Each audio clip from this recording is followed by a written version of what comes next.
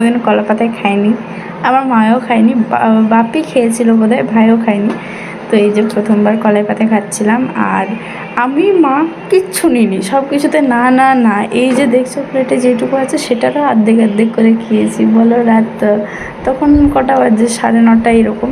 তখন কি আর খাওয়া যায়? তো যাই হোক, ঘরে এলাম, ঘরে এসে গিফট দিলাম সবাইকে, এই যা যা গিফট ছিল।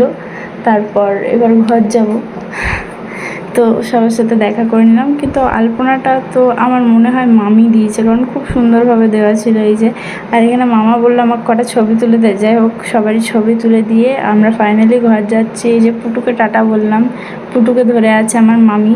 এতক্ষণে সাজা হয়েছে আমাদের খাওয়া দাওয়া হয়ে যাওয়ার পর। তারপর সবাই বিদায় নিলাম, আর এখানে একজন এখনও ফোন ঘাঁটছে। যাই হোক, টাটা বাই বাই করে দিলাম। আর এর তো ফোন ঘাটা শেষই হয় না, আমি তো গাড়িতেই সব খুলতে বসে গেছি আর কি, ওড়না ফোড়না সব খুলে দিয়েছি। এই যে 4 নম্বর বিয়ে বাড়ি, তবে আমরা মোটামুটি 10টা দেখেছি, সবগুলো রেকর্ড করা হয়নি। এটা আবার অদ্ভুত বিয়ে বাড়ি, সেখানে আবার ভূত রাক্ষস সবাই এসেছিল। রাক্ষস এবার এইদিকে তাকিয়ে হাই বলে গেল। যাই হোক, এই যে ঘরে এসে ভূতের বেশটা ছেড়েছি। রাস্তায় এক জায়গায় মেলা ছিল, ভাবলাম নামবো, কিন্তু সবাই এত বেশি থকে গিয়েছিলাম যে বলার কিছু ছিল না। হাতে আমার ফেস ওয়াশ। তোমাদেরকে টাটা বস, দেখাবে নেক্সট ভিডিওতে। ততক্ষণ বাই, সবাই ভালো থেকো, সুস্থ থেকো।